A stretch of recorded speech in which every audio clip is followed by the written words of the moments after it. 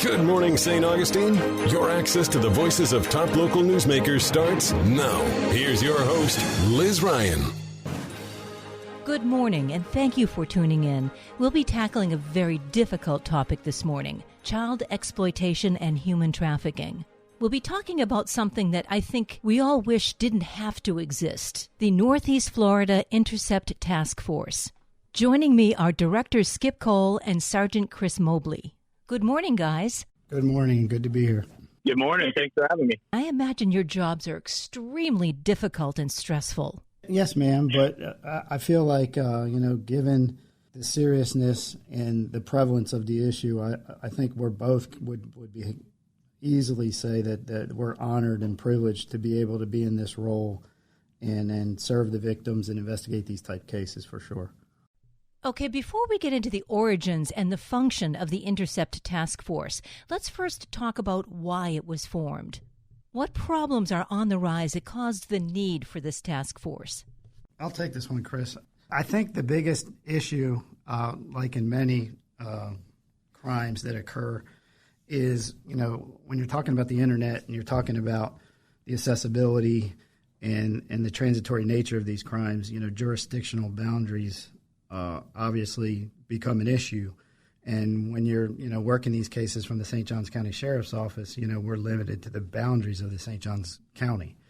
And I think one of the key components of the Intercept Task Force and what makes it unique and appealing is we participate with local, state, and federal law enforcement partners that pretty much eliminates jurisdictional issues. So in other words, if a case starts here in St. Johns County and ends up anywhere in the country and in some cases the world, we have the capabilities and the resources to pursue it wherever it may lead. That's a big deal from my perspective, and I can let Chris weigh in as well. Yeah, absolutely. That was one of the biggest barriers I think that we were facing because of the internet. And not only that, each agency has different fiscal challenges and all that. So what this task force has been able to do is for each of us to be able to capitalize on our strengths and maybe different technology and different tools, different capabilities we all have. Is child exploitation on the rise? And if so, what part does technology play in it? So I can speak to that as far as from especially child exploitation. With technology, I would say has a pretty significant role in it, and just the availability. And, years ago, it wasn't very common, at least in my childhood. I didn't get a cell phone, and it wasn't even a smartphone until I was driving.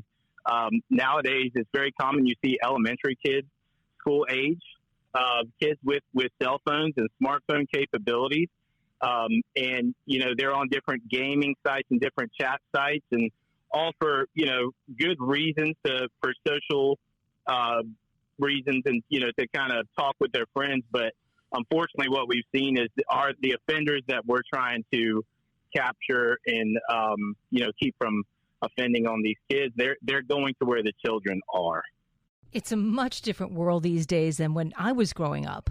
I remember we'd play outside with no adult supervision and just came home when the streetlights came on. It's a very different world these days. I imagine kids are facing a lot more dangers because of technology. Well, I'll say, kind of dovetailing on what Chris said is, with the internet, I have two teenagers.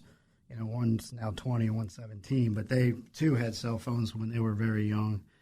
And, I just think the biggest issues is our children trust, right? And they get on these platforms and they play these games and, they think that they're talking to their peers and people that have their best interests in mind when in fact, these are predators. And, the cell phone, obviously opens up the world to our children, and there's a lot of positives in that, but it also opens up our children to the world. And unfortunately, there's a lot of evil out there. And our kids don't know it sometimes until it's too late. So I do think that the amount of predators and people that will do them harm that they can come in contact is a lot more prevalent than when we were kids. And that's a scary thing. And that's why education is super important, not just for the child, but for the parents too. Absolutely. Let's talk about the origins of the Intercept Task Force. It's fairly new. How did it begin? I can speak to that. Probably in the summer of 2022, a gentleman that used to be the assistant supervisor agent in charge of HSI approached all of the law enforcement leaders in Northeast Florida with this concept that had started in Nashville with HSI up there, Operation Lightshine, and some local law enforcement. And it was very interesting when he came to us because it was about pairing, like I said, the jurisdictional, state, local, and federal resources and reach with financial backing, with advanced technology, putting everybody under one roof. You know, we had the investigators, you had the digital forensics lab, you have, state and maybe federal prosecutors, you have wraparound resources, victim services, things of that nature, all under one roof, one mission, kind of, attacking this issue. So we, at that point in September of 2022, a bunch of us from here in Northeast Florida agreed to go to Nashville and visit with the founding task force out there. And when we did, we met with all their partners, all the technological companies, the nonprofits. And when we came back, we're like, yeah, this is something that we think we should do here. Because one thing that we already have in Northeast Florida, I've been in this community, law enforcement community, for 26 years, is we have a very good working relationship at all levels. And we knew that this situation would be tailor-made for how we do business, and it would be easy to stand up because of our relationships. And that's kind of how it started. And is that how the facility in South Jacksonville began? Well, initially we started, basically, on a shoestring budget and a concept, and we've built it since that point. It started actually in HSI space in Jacksonville, which was limited, but we made it work. And through collaboration and through additional funding, through Operation Lightshine, through the Tim Tebow Foundation, we ultimately found a space in Bay Meadows where we could call home, and we retrofitted it and we reconfigured it, and now we have an amazing space that has a state-of-the-art training facility, has conference rooms, has a digital lab, has multiple cubicles for detectives and supervisors, and it really is what we call like a center of excellence for all things related to human trafficking and child exploitation, whether it's outreach, education, training, investigation, victim services. So we're really proud of it, and we've made a lot of progress, and we still have a lot of progress to make. I know you can't reveal too much sensitive information, but could you tell me a little bit about the technology at the Digital Forensics Lab? Chris, I'll let you take that one. Yeah, I can speak a little bit on that. So, when it comes to child exploitation and human trafficking, we are, I won't say primarily, but a vast majority of our evidence comes in the form of these electronic devices and digital evidence. And so what it has become, it's really easy. Well, I shouldn't say really easy. It can be easier for us to identify a device, that's basically exploiting children or whatever. But where digital forensics and the downloads of these devices come in is we can actually put the suspect or the offender, that predator, behind that device. And they go through very extensive training, and they all have a vast amount of experience with different types of cases. We call it user attribution, where we're really trying to get that prosecution side of things and make the best case we can possible. And that is normally come through a bunch of different downloads of multiple different electronic devices where we can put a case together for our prosecution. Technology is rapidly changing, and I imagine the bad guys are always trying to stay one step ahead of you with things like encrypted data and burner phones. How do you deal with that challenge? Yeah, I mean, of course, I would say, we do run into those challenges from time to time. And the best way to face it is as a criminal kind of learns different loopholes and different technologies, a way to kind of hide themselves or make it more difficult for us. There's just as many people with those skills working on our side, on the good side, to protect our children, to kind of give us more tools and to be able to circumvent all those efforts that they're making to kind of remain anonymous and hide from us.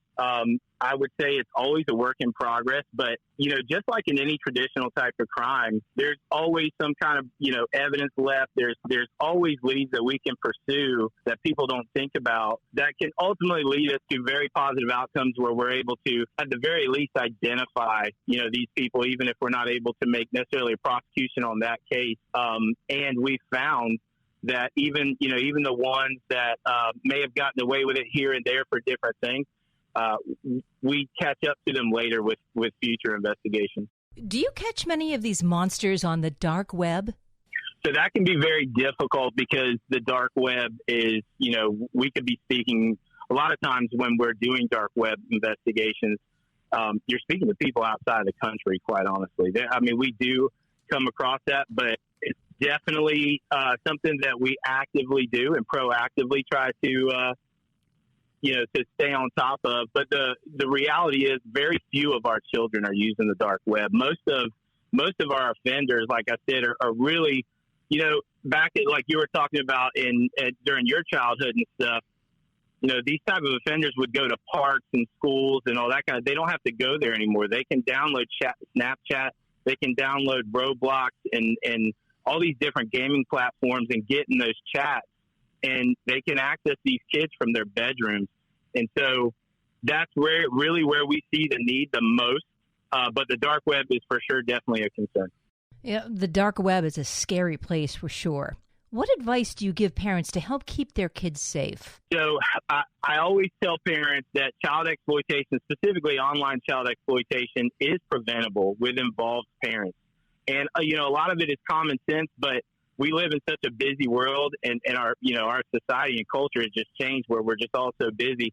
But as a parent, I have 3 young kids. Thankfully, they're not at the stage where, they have phones or anything. But, of course, they want tablets. They see, their friends at school or maybe some of their older nieces and nephews with these things. And it's a constant battle.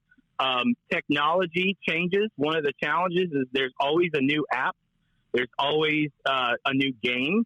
And so the best advice I can give is, similar to like rules in your house, no closed doors, right? You should know all the passwords to, if your child does have either a phone, a tablet, iPad, you should know their passwords. You should become familiar with the different applications that are on that device. And if you don't know, be curious and start diving into it.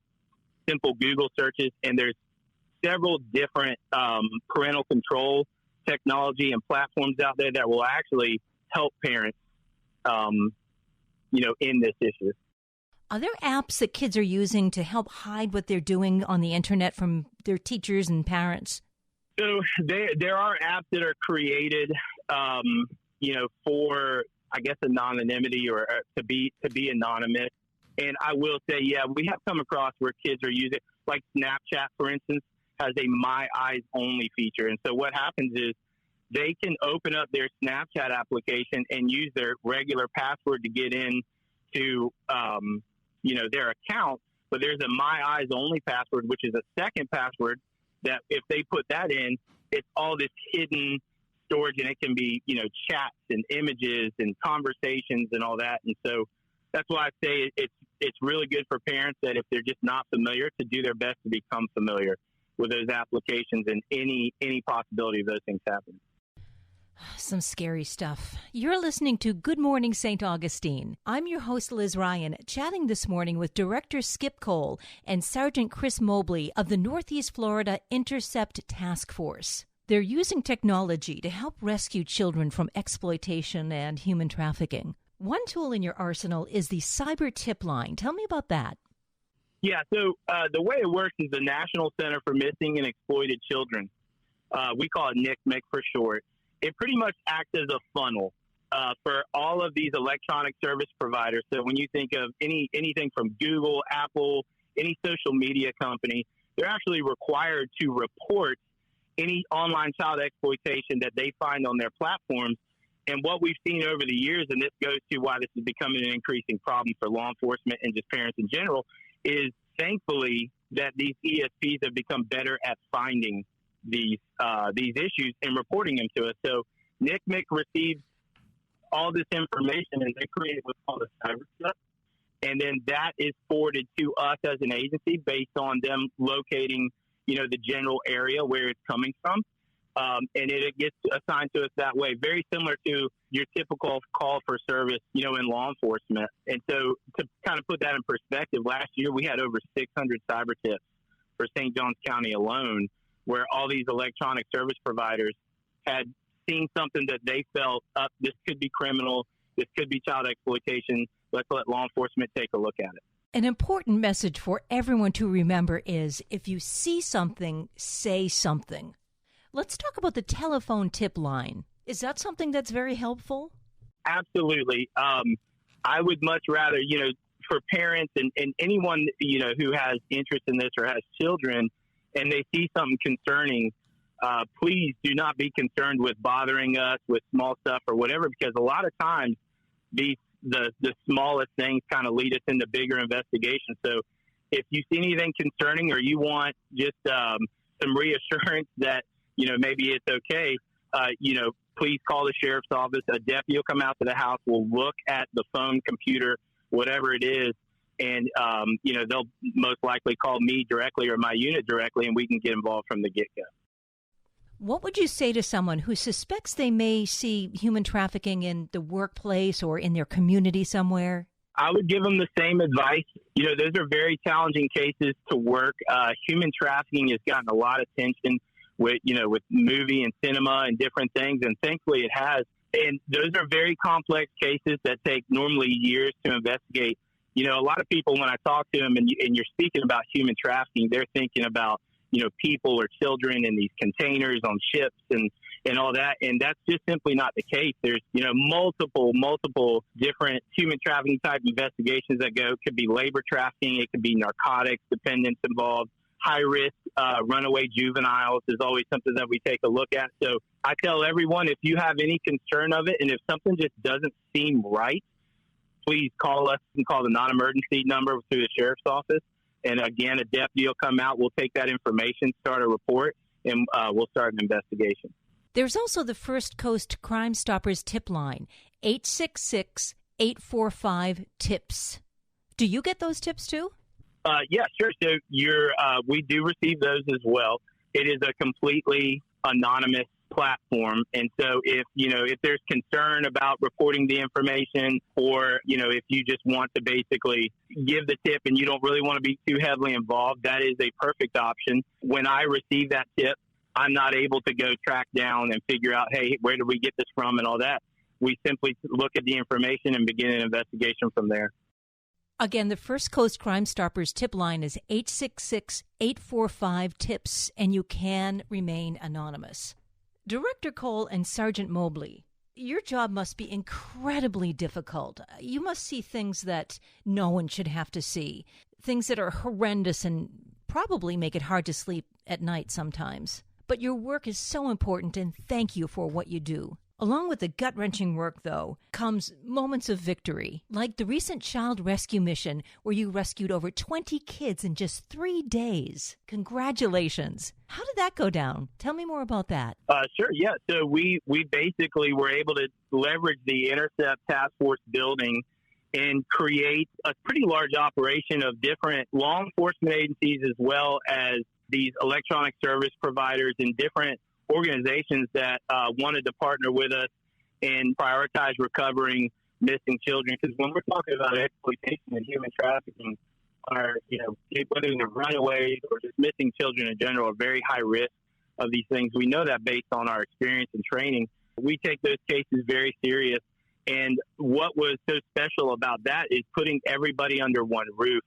A lot of times when we're sending legal compliance to these different organizations to assist us in our investigations, that takes sometimes days, and there's approval processes and different things and all that. And what we're able to accomplish is get all the same people in the same room and, face-to-face contact versus just sending email or electronic communication.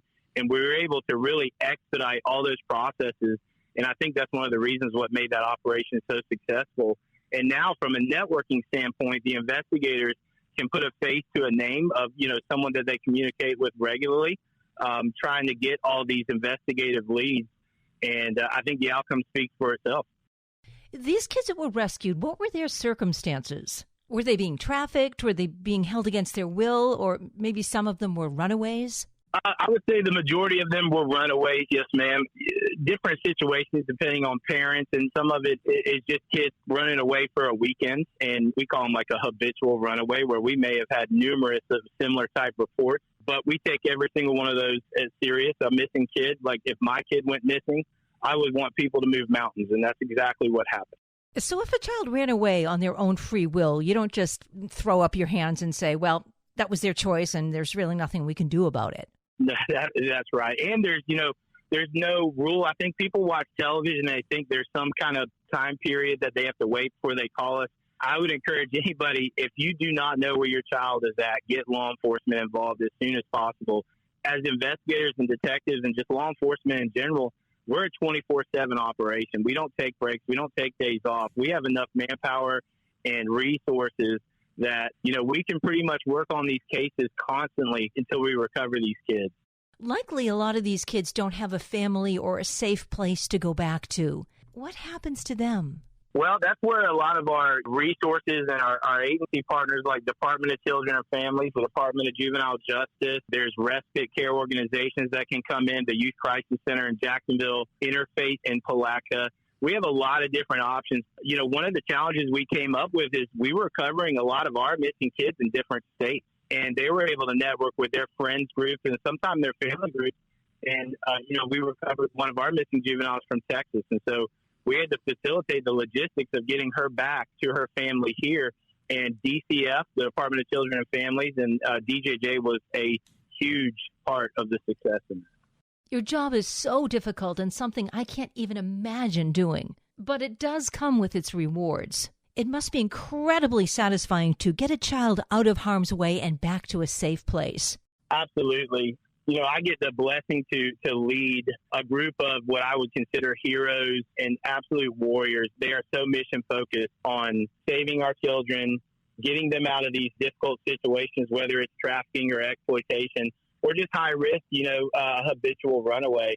And they do see a lot of very difficult things, some tragedy and all that, but the reward at the end where we're able to, we don't focus so much on the offenders. That's a big, big part of our job, and we want to hold them accountable. But this task force is victim-centered. And so it's more than just identifying the issue. It's wrapping services around these kids, giving them opportunities, and changing lives with each case. Are there people in the task force whose job it is to kind of role play, go on the internet and pretend that they're children in order to catch these child predators? Yes, ma'am. So that's one of the proactive part of our investigations is we do have undercover investigators that are online on multiple different platforms, even very common platforms of everyday use and stuff. And so, but it is alarming to see just the amount of interest and conversation that stems. Our goal is not to create problems. We want successful prosecution at the end of the day. And a lot of the arguments that come up with those type of investigations is entrapment and things like that. We're simply creating opportunities and going into those areas that we know the offenders are in. When they respond to those opportunities, that's when we're able to take advantage of it and get them in custody. It must be very tricky, almost like navigating a minefield. Investigators must have to be extremely careful and very savvy about laws to do with entrapment. Absolutely. They go through extensive amount of training. There's a set of standards that we follow and we go by, and those are essentially just best practices and lessons learned over the years. Law enforcement, evolves where we learn from each case. I'm very, very proud of the men and women who serve in those roles. And again, that's one of those things that's not a 9-to-5 job, unfortunately. These things can lead into multiple days, all hours of the night. Thank God there are people who can do the work you do. I know I couldn't. I wouldn't last a day. You must see things that are unimaginable to most people, things you can never unsee. That has got to take a toll on a person. Are there mental health services available for the people on your task force? Absolutely. I think each agency takes this very serious as well. The difficult part of this mission is you're exposed to so many different things. There can be some mental health kind of consequences and sacrifices that go with it. So I know, we already specifically, we have programs in place where 2 times a year at a minimum, our investigators go through a mental health checkup, so to speak, with a professional. They're offered more than that. They can voluntarily go to more than that, but 2 are simply required. We actually, through our partners, through the Intercept Task Force with Operation Lightshine and some different organizations, we've been able to send people to different mental health retreats where they're able to meet with some of the probably best health and mental health professionals and get an education and ways to decompress. And then vacations are a big thing that we encourage. As important as this mission is, unfortunately, we could spend 24 hours a day, 7 days a week doing it, but sometimes you've got to take a break from it.